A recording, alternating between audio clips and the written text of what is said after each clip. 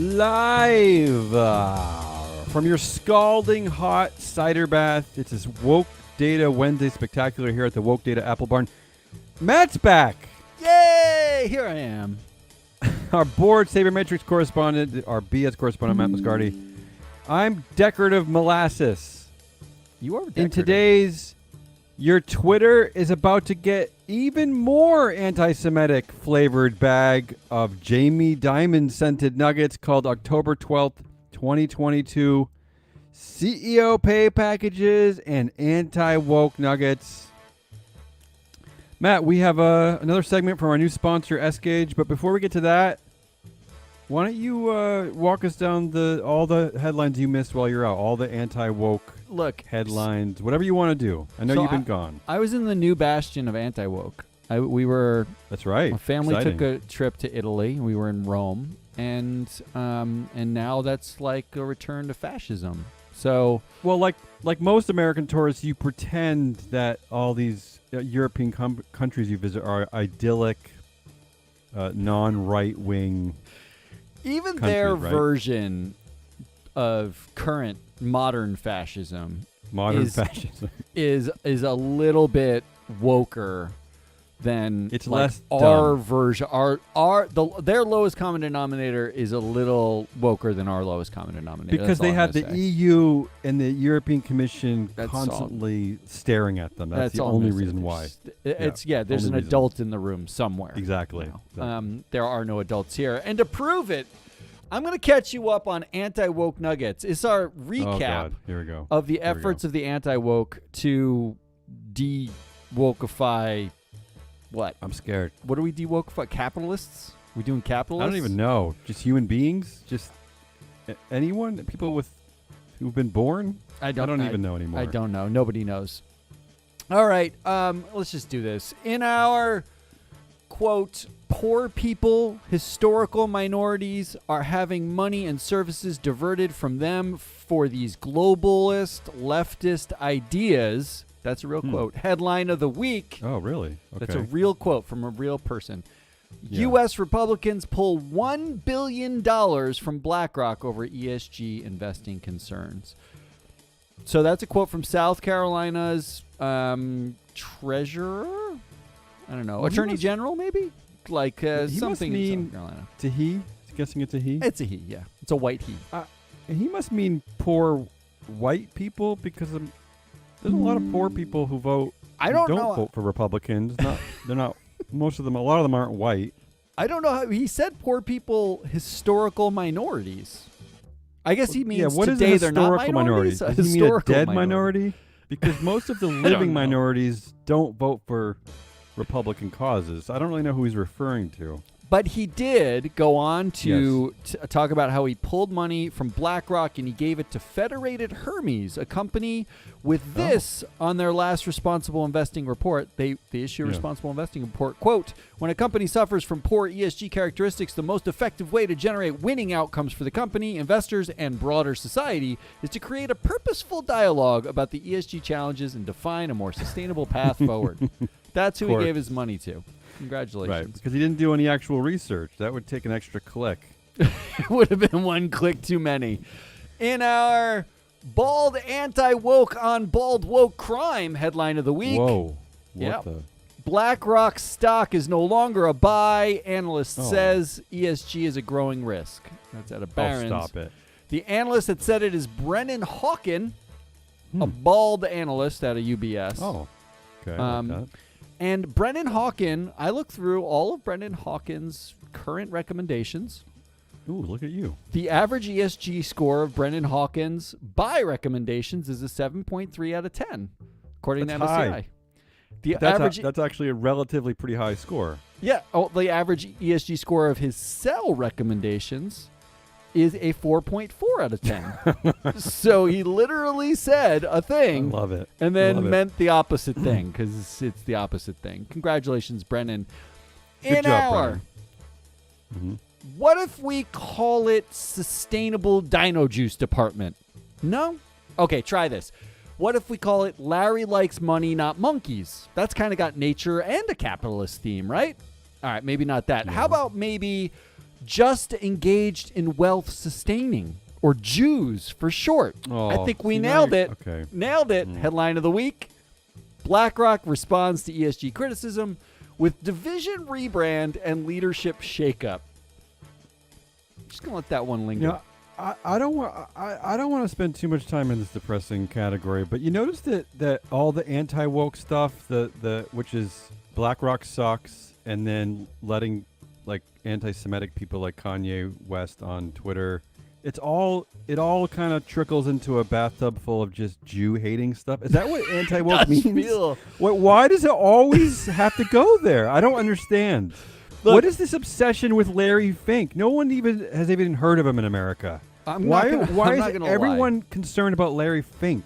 There is not nearly enough. There are a lot of headlines right now. It was overwhelming coming back to the anti-woke headlines. There were so many of them.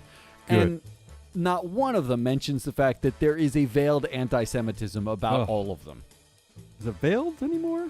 I think it still feels a little veiled until maybe we get to, like the later stuff. In our Elon Musk Twitter. Yeah, Elon, until we get to Musk's Twitter, which I'm not covering today. There's so much to cover. Thank you. In our, what if we sponsor a tour headlined by Beyonce and Kendrick Lamar, Travis Scott if he's free from McDonald's sponsorship, and maybe Willie Nelson if he's alive. Whoa. And we call it the Black Rocks the Youth Concert.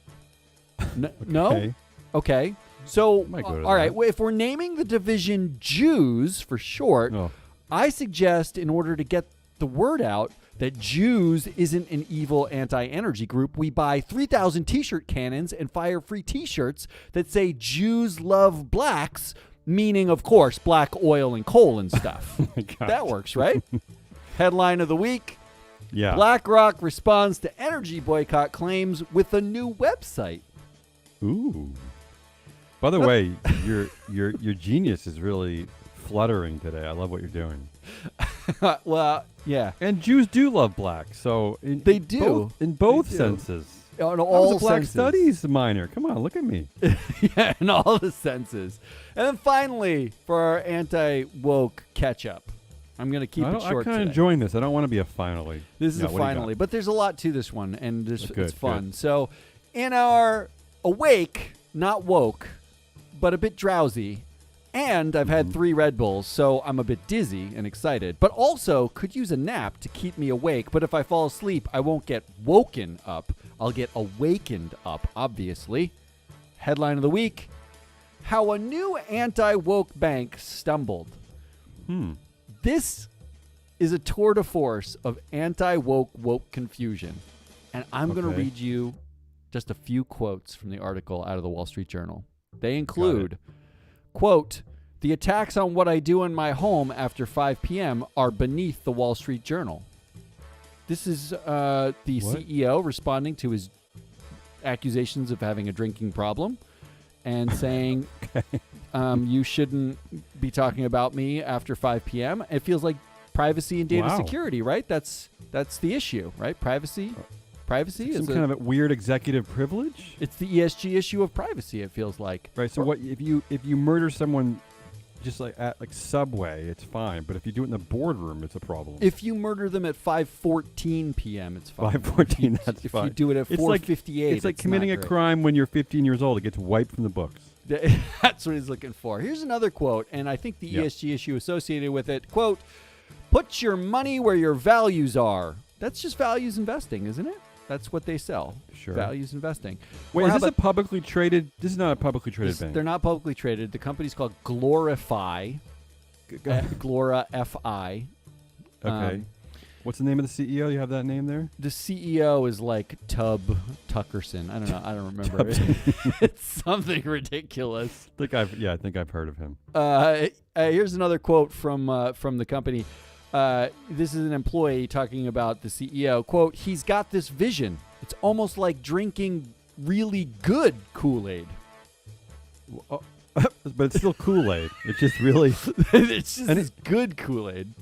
I wonder if this guy's ever actually had Kool-Aid, because it all tastes the same. It's just different colors. No, this is good Kool-Aid, though. This good is really Kool-Aid. Got it. It also feels like access to nutrition. It feels like we're going ESG issue to ESG issue here. Here's another one.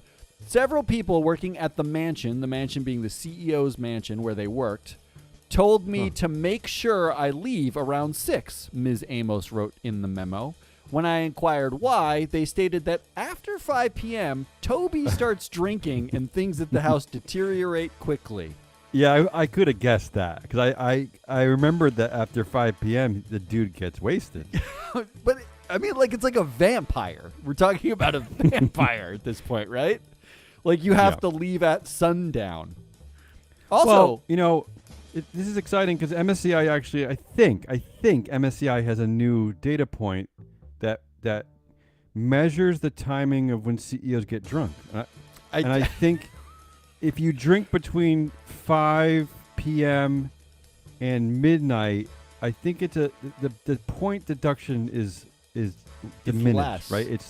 They have the right multipliers in there. But if you start drinking at noon, it's more. It's great. It's great new data. Really, from MSCI. Look, Fantastic. data is data. This is what we're using. I also like kudos to them for work-life balance. Like, go home by 6 because that's just safer. Like, it's good for mental health. Can I add something here, people? This is not what ESG is. It doesn't actually measure CEO drinking at night while you're watching. Good clarification. Here's the last quote I have, and then a couple of fun notes. Here's a quote from an employee. Quote, "He called me a habitual liar, and I offered to leave. He threatened to ruin my life if I left, and he would use the government to do so." Isn't this like anti-government people? Isn't it like no big government? What is this? I don't know. I'm going to use the government to punish my employees. Here's some fun notes just to as a palate cleanser, okay? Okay. Glorify's website has 8 stock photos on the homepage. 50% of those stock photos have women leaders or a person of color in it. Wait, so this is not their leadership team. These are just photos representing the glorified life. This is they chose the stock photos of like blue collar workers. They chose big woke photos. And they chose, half of them are arguably woke. Right. They also said that, here's the quote about using their credit cards, quote, "Express your love of country and respect for those who make it great with your Glorify MasterCard." What? Yeah, you can respect your country with a credit card now. And one of those credit cards that you can use to respect your country is the 1776 credit card that has interest rates between 16.99% and 26.99%. I think it should be a flat rate of 17.76%, don't you? Isn't that the thing? 1776 credit card? They all seem too high to me. I know. It's not that woke. Terrible. And let me remind the CEO of Glorify that this article came out in the Wall Street Journal, a decidedly not woke newspaper. You managed so somehow congratulations. To get through the Rupert Murdoch machine. That's how that worked.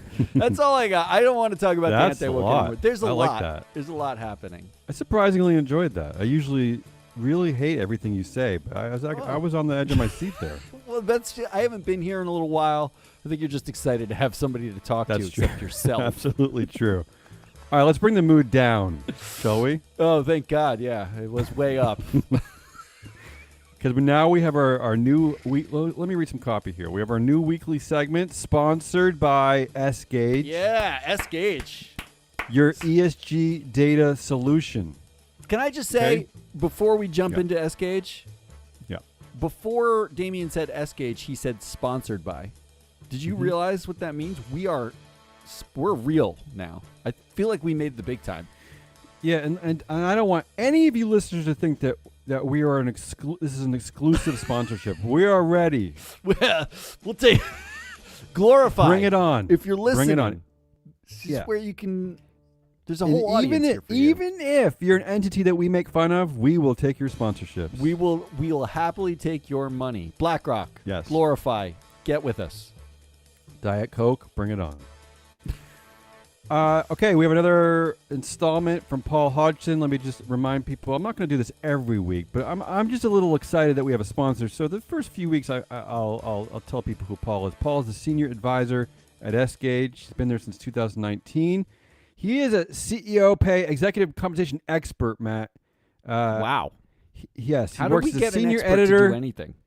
Senior editor for ISS Corporate Solutions and a freelance writer for Shareholder Representative Series in the Interfaith Center for Corporate Responsibility. So last week when you were gone, Yeah. I cheated a little bit. I asked assume nothing Paul happened.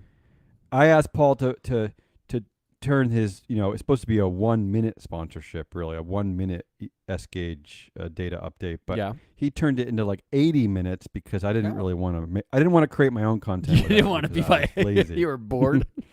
Yeah. Last week, he looked at the top 5 CEO pay packages. This week, he's going to finish this series looking at CEO pay with the 6th to 10th highest pay amounts. And as a special treat for our listeners at home, we're gonna talk it up.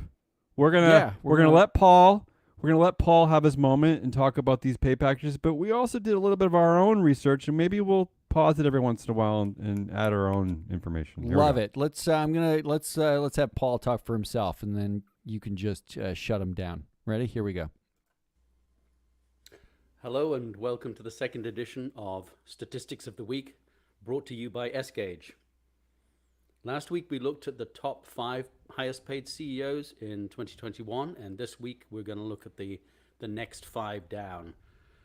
Quite modest this week, none of your $300 million in annual compensation. It starts with Tim Cook, the CEO of Apple, with around $100 million of total compensation. Most of that comes from an $82 million restricted stock unit. That's just time-based. It'll just vest over time. No special performance is needed for that. And in fact, Cook hasn't had a stock award since 2012 when he received his last one, which at the time was worth $378 million. And that was when he was promoted to CEO. Now, Chump change. Apple stock has risen quite a lot since then, from around $15 to a high of almost $180 last year. And the final installment of that $378 million stock award paid out at $750 million. That was 1/10 of the award that paid out at that amount. So you can imagine how much money has been made over the 10 years since the original award. So the next one down is... Wait, hold on. Hold on a second. Yeah, let me. I'm going to add a few details, and then if you want to say something, go ahead. I just want to say something before you do a detail. Go ahead. Which is, he has an amazing voice. I could listen to that guy Paul? all day. Yeah, it's a fake though. It's a fake British accent. I mean, he is from England, but it's still fake. It's fake is British that how accent. that works? Yeah. Yeah, I've love it. Seen I him. love it. I can listen. It's like silky and smooth and makes me actually care about governance. Go on. I snuck up on him once and listened to him. And he sounded like a cattle rancher from Oklahoma. He was like, "Hey, what the fuck?" All right, let me just give you a little bit of business pants background here. The pay committee at Apple, Matt, they're basically just straight cheating. This is what I think. They're just straight cheating. Al Gore, Andrew Jung, I think, and Art Levinson. They average about 15 to 20 years of tenure. Yeah. They're just cheating. That's just they've been there a cheating. long time. Yeah. Yeah, it's a cabal. It's a pay committee cabal. It's cheating. Okay.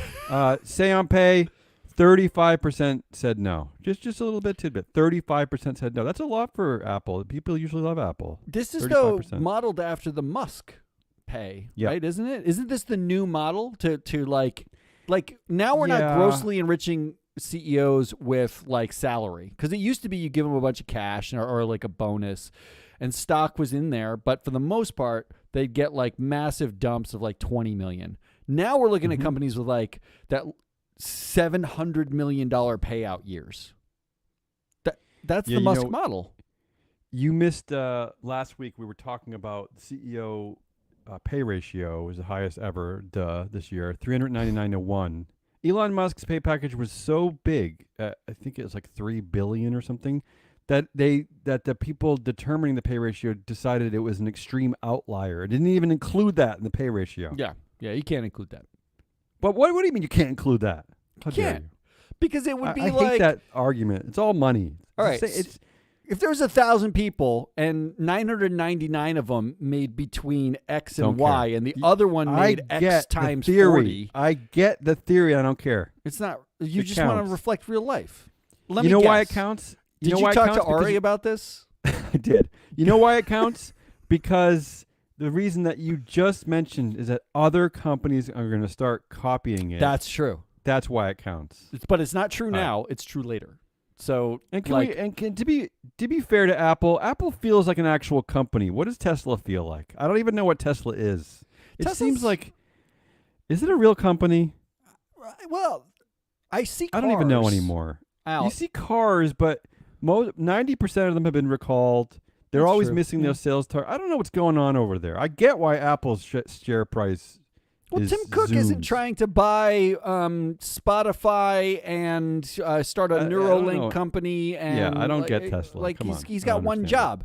I love the fact that the reason why Jack Dorsey got ousted was he had too many jobs, and they're giving the job to a guy who has way too many fucking jobs. Well, Anyway, he's giving it to himself. He's buying the that's company. true. He is giving it to Yeah. himself. What else does Paul have Cock. to say? Let's see. Hit play. Jamie Dimon at JP Morgan, who earned $84 million last year, was paid $84 million. You'd be forgiven for thinking that he only got paid $34.5 million because that's all it says in the summary compensation table. But as you read on and on and on and on, you realize that the bank also gave him a $52.6 million retention bonus just to get him to stick around for a while. Wait a minute. We talked about that on this show. Yeah. Right? Remember, he didn't want to reject the retention bonus because he was afraid he would offend his own board. Do you remember that?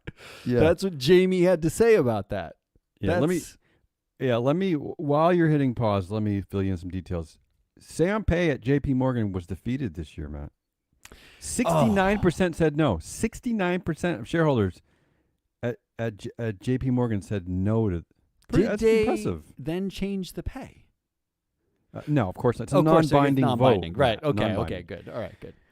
Pay committee at JP Morgan, they're also kind of cheating. First of all, there's a retired executive from JP Morgan on the pay committee at JP Morgan. That in itself is a cheat.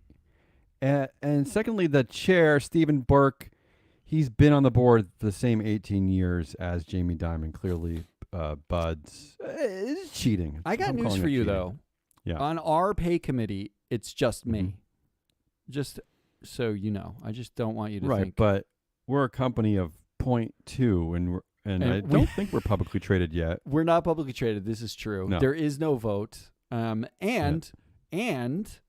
we don't make any money. So it's a winning all the way around. Well, we got a sponsor. We do have a sponsor. Thank God for S-Gage. Come on, S-Gage. keep going. Keep going. Now, as it happens, the shareholders, a majority of them, voted against. Oh, no, I'm giving away next year's story. Well, it's out now anyway. But anyway, the shareholders voted against it. Now, of course, it's just an advisory vote, so the board can ignore it, which I'm There sure it they is. have done. There they go. But it just shows you that occasionally shareholders, when they want to say something, do actually say it. So that's good. Next one down is Estee Lauder, Fabrizio Freda. Wow. He good earned $66 pronunciation. million last year. Most of that was a $50 million stock package. Now, actually, Estee Lauder just published another proxy statement, and the total compensation for Fred has dropped to a mere $25 million for the latest fiscal year. How's he going to survive? The data for this particular statistic was collected before that proxy statement came out. And actually, looking at it, one of the things, the notes that they put at the bottom of the table, the new table, is that Freda's 50 million stock package is now only worth $30 million Oh. because the stock price has dropped from over $300 a share to just over $200 a share. I guess that's performance-related pay. Next one down again. Wait, hold on. well, Here we yeah. go. First of all, is this a real company, Matt? No, It's a this is a family. fake Estee public Lauder's a company. family firm. It's a fake 88% public of the company. vote. Yeah. And the Sam Pei vote, 8% were against the Sam Pei vote, but that's like basically That's the 100% of majority. people not in the family. And this is another one that's cheating. Everyone on the pay committee is over a decade of tenure, and on average they sit on over 4 boards each. So this is proof that they don't care. Can we they just know though, it doesn't matter. Can we they don't stop care. with the kabuki theater of committees on like fake public companies? Ridiculous. Like, what is the point of the pay committee? Like, no one can approve or not approve it. Like, the CEO can pay themselves whatever they want, and it's not exactly Extra stipend in their director pay, though. A little bit of extra cash. Well, good. I'm glad we're paying some other people something more. This is stupid. What else has he got? It makes me. You're right. This was the downer. This is making me feel unhappy. Unhappier than the ESG data is always a downer. I know. It's. I don't know why everyone hates it. It's just downer. Here we go. Is Penn National, $66 million total for Jay Snowden. $53 million of that is a stock award again. This time it's pretty heavily performance related. And for full payment of that, the stock price appreciation would have to be 8 times what it is today.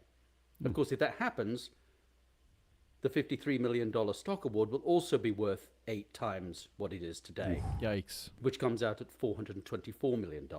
And finally, number 5. Wait, here we go. Once again, shareholders at Penn National Gaming said no. 58% said no. They don't like this nonsense. Did they change it? No, that's the thing, right? This is I'm really honestly sick of reporting on this because it's maddening. Yeah. To think a majority of shareholders said no to something and it doesn't matter. What? It's a lot like elections in the United States. Oh, God. The majority of people voted one way, and then some other idiot gets in. It's the way that works, right? All right. Yep. Paul, round us out. Well, number 10, actually. Number 5 this week is Hock Tan, the CEO of Broadcom. Again, another $60 million. Again, another $50 million stock award. And that one's based on relative TSR. So now that I've let the cat out of the bag for JP Morgan and what the shareholders thought of their pay, next week we'll be looking at what shareholders thought of all of the other packages that were put forward. Now, I can tell you one thing at Expedia, since it's a controlled company, the shareholders, i.e. the chairman, will have voted to support that pay package. Oh, shock. Whether the public shareholders did or not is another matter entirely, but I'll leave that until next week. So this is S-Gage signing off on Statistics of the Week, and we'll see you next week. Thanks a lot. Bye-bye. Look, I know S-Gage is our new sponsor. Oh, wow. There's a rousing applause for Paul. But don't you think Paul's getting a little too comfortable? He's already planning out his next segment. Come on. What? You know what would be the ultimate troll, since these are non-binding say-on-pay votes, is that when you control the vote, you should vote against your own pay package and then decide that you're not going to do anything. You're not going to listen to the vote. That would be fantastic. Okay. Elon, Yeah. I know you're a listener of this show. Oh, yeah. That's Actually, exactly the move, isn't it? It is the move. It's 100% the move. Kabuki theater move, yeah. I mean, it's an advisory vote. You don't even have to listen to yourself. It's the greatest thing I've ever heard of. That is all we got for Woke Wednesday. It's Damian Rollis. I'm Matt Moscardi. We are free float. Go get Board Sabermetrics, because that is where all of this S-Gage data that you're hearing about, our sponsor, that's where it goes. It goes into our massive model where we are creating performance metrics around directors. We're telling you who's the most influential. We're using sports analytics on them. We're doing real stuff here.